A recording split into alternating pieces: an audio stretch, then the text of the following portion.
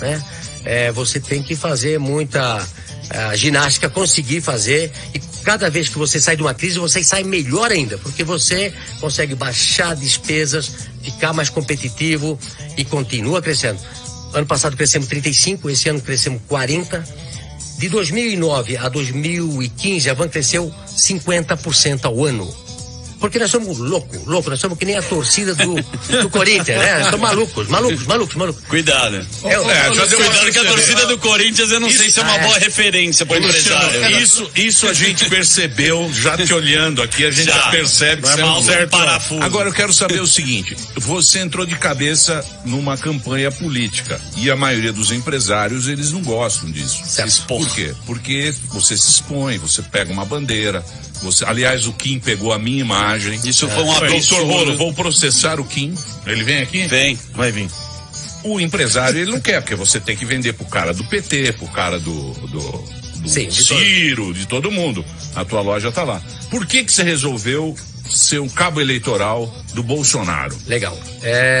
Dezembro do ano passado, eu soltei na imprensa que eu tinha um fato político para dar dia 5 de janeiro. Isso foi dia 29 de dezembro. Você imagina, a Van é muito forte em Santa Catarina, você sabe disso, nós temos lá quase 50 mega lojas.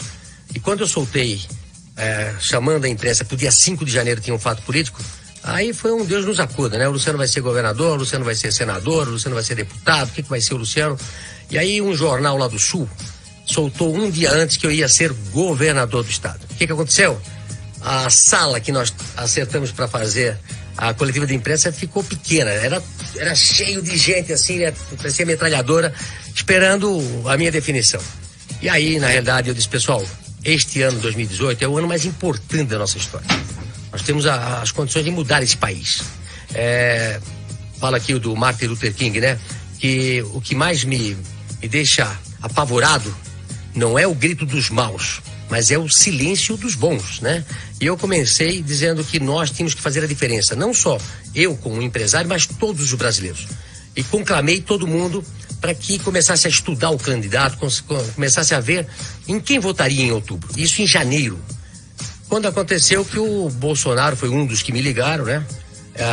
Convidando até para que eu fosse governador ele nem tinha partido na época, ou um senador, pelo partido dele, que mais tarde ia se formar.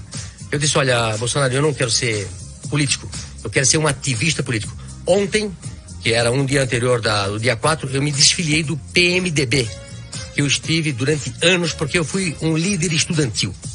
Na minha época de faculdade, eu fui um presidente do Clube dos Estudantes Universitários da minha cidade. Então, sempre fui muito... Canhota. Na época era... MDB era canhota. Era canhota. É o manda-brasa. Você vê que... O que mudou, hein? Porque é o seguinte, tem um ditado que diz que você, quando jovem, se não for da esquerda, não tem coração.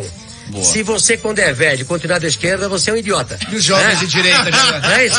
Mas, então, quando o cara começa a ficar velho, vai notar que tudo aquilo que você pregava lá na juventude, nada passava mais do que sonhos que, na realidade, não existem, né? São coisas muito antagônicas. Quando você começa a trabalhar e vê que você só vai crescer trabalhando, se esforçando e fazendo a diferença e não se vitimizando, né? Porque tem muita gente que gosta de chorar. Se você chorar, você não vai pra frente, né? Então, embora eu fosse do PMDB, né, na época, do MDB, saí fora num dia antes, então eu estou livre para poder falar o que eu quero. E só fui escolher o meu candidato no dia 17 de agosto. Fiquei esses meses, janeiro, fevereiro, março, abril, maio, junho, julho, agosto, que eu escolhi o nosso capitão como meu candidato, depois de ter estudado bastante os candidatos e visto outros candidatos, me encontrei com outros candidatos a presidente da República e escolhi o Bolsonaro. Algum outro te marcou, Luciano? Algum outro candidato te marcou? Você tinha uma boa impressão? Veja bem. Espiridião. Veja bem, eu falei com vários candidatos. Eu sou um cara liberalismo econômico e conservadorismo nos costumes. Essa é a minha posição. E aí falei com outros candidatos, mas o que mais me chamou a atenção foi o Bolsonaro, pela simplicidade, pela honestidade, pelo comprometimento, pela humildade. Quando eu fui agora na casa do Bolsonaro, há 2, 3 semanas atrás, eu fiz uma live lá. Eu, sinceramente, eu saí de lá chocado. Por quê? Porque todo mundo vê o condomínio dele lá, né? E aí quando você nota aquela ruazinha, você vê que tem carros estacionados aqui e não passa mais outro carro ali. A rua é tão estreitinha que só passa um carro. Mas a hora que você entra para a rua da casa dele, aí eu fui a pé, porque não passa mais nenhum carro. Você é uma mãozinha única. E a casa dele é muito simples. Dentro é simples. Eu não acredito que alguém possa ser 28 anos político no Rio de Janeiro, em Brasília, e viver daquela forma. Se fosse nós, já teria levado tudo. Deixa comigo lá. Bota nós. Você achou o quê, né? Luciano, bota nós lá pra você ver. Agora me fala uma coisa. Você foi um cara do MDB, você foi um cara da canhota, você foi líder estudantil. A gente tomava borrachada, saía na rua, tomava muita borrachada, Coronel Erasmo Dias, a gente queria as diretas já. Era bacana. Você acha que os caras estão no poder praticamente desde aquela época, tá com esse pensamento mais social-democrata, mas sempre olhando para esse lado. Onde é que você acha que os caras erraram? Quem errou? A canhota. A canhota? Eu vou dizer para você, era PMDB e tinha Arena na época. Arena, ok. Quando houve abertura política, o PMDB pulou para a canoa errada já. Em vez de pular para a canoa de vamos liberalismo econômico, vender todas as estatais, fazer um país moderno, eles pularam para a canoa errada. E a Arena pulou na época já para a canoa certa. Ou seja, quem sempre defendia o certo pulou para a canoa errada. E quem defendia o governo militar foi pular para a canoa certa. Então, assim, a esquerda tem um discurso muito bonito para as pessoas, só que não funciona. Eu sou formado em processamento de dados. Sou técnico, sou sistema de computação hoje, né?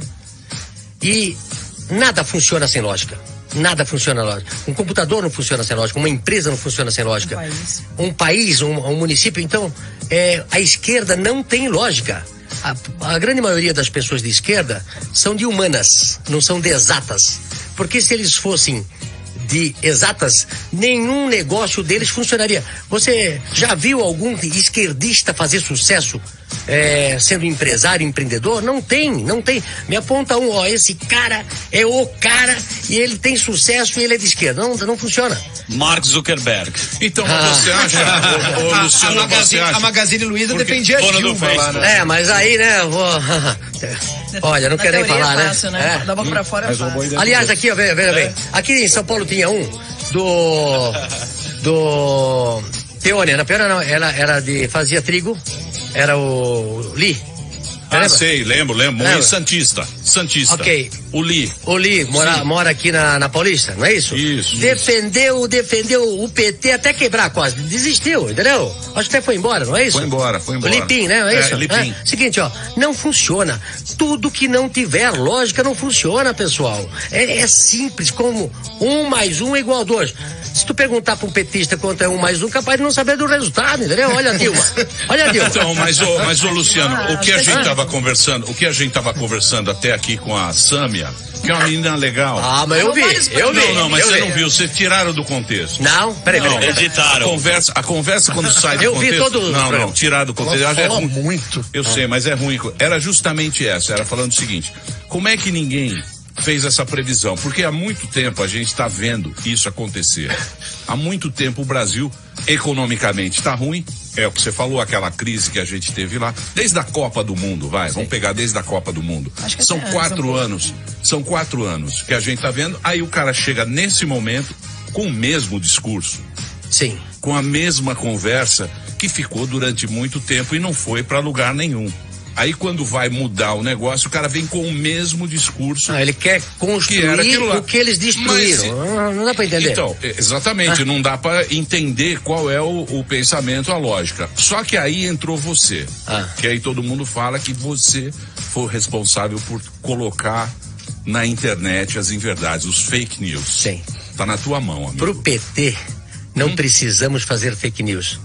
É só falar a verdade, falar o que eles fizeram. Já é. Eu trouxe aqui, ó, em primeira mão no Pânico, A caixa Primeira, vamos abrir. Caixa 2 do WhatsApp. Caixa 2 do WhatsApp. Vamos abrir. Eu trouxe aqui, tá? Vamos deixar por depois? Abre para depois. Depois. Mas doutor, o que ele está sendo acusado, o Luciano? Está sendo acusado de ter, enquanto pessoa jurídica, ter contratado disparos de WhatsApp para um número indeterminado de pessoas, que a legislação eleitoral, o que estabelece, Emílio? Primeiro, pessoa jurídica não pode entrar na campanha, não pode fazer doação, nem estimável em dinheiro, ou seja, não pode pagar por nenhum serviço para a campanha. E no que diz respeito a disparo de WhatsApp, ele é permitido na campanha, mas para aquelas pessoas cadastradas pelos candidatos. E aí a acusação que recai é que esses disparos teriam sido feitos para um número indeterminado de pessoas mediante a compra de mailing list de WhatsApp. Coisa, aliás, que o WhatsApp já negou, né? Negou, veja bem. Olha, tem uma frase bíblica que o nosso candidato usa bastante, João 8,32. Conhecereis a verdade, né? E a verdade vos libertará. Nada melhor do que entrar. Eu sou polêmico pra cacete, entendeu? Eu adoro uma polêmica. O pessoal que mora na minha cidade sabe disso, Santa Catarina sabe disso, né? O Brasil agora sabe disso, eu adoro uma polêmica. Mas quando você entra numa polêmica e você tem a verdade do seu lado, não tem. Quando a Folha de São Paulo me ligou, a Joana, e não foi a Patrícia que fez a entrevista pra mim, à noite, ligou, Luciano, tem aí a gente tem fontes seguras que você impulsionou o WhatsApp. Eu disse, Joana, não é verdade. Eu não preciso isso. Nós temos um bom produto para vender, né? Quer dizer, o Bolsonaro, ele tem um bom produto. Eu como comerciante, quando você tem um produto bom, você não precisa botar lá na frente da porta. O Haddad tem que botar lá na frente da porta no manequim, promoção, e não vende. Não vende, tá? Sim. O Bolsonaro põe atrás da porta e o cliente não tem Bolsonaro aí pra vender, pra comprar, entendeu? É que nem a camisa do Bolsonaro hoje. Então, o Bolsonaro tem um bom produto. E aí eu disse, escuta, olha só o seguinte. O cara queria vender camisa do Bolsonaro R$18. Eu falei, você tá louco, bicho? Olha só o seguinte, o que aconteceu? Pagar a camisa do protesto da Avenida Paulista. Camiseta vagabunda. Eu tenho feito daqui uns anos, dos meses pra cá, abro minhas lives às 5 horas da tarde, que é mais visto do que a Malhação da Globo.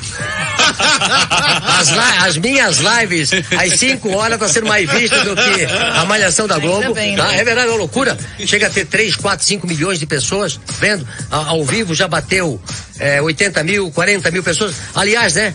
Eu abro a minha live com 35 mil, o Haddad abre a dele com 500 pessoas, meu Deus. E ele é o candidato, eu não sou. Eu sou eleitor, né?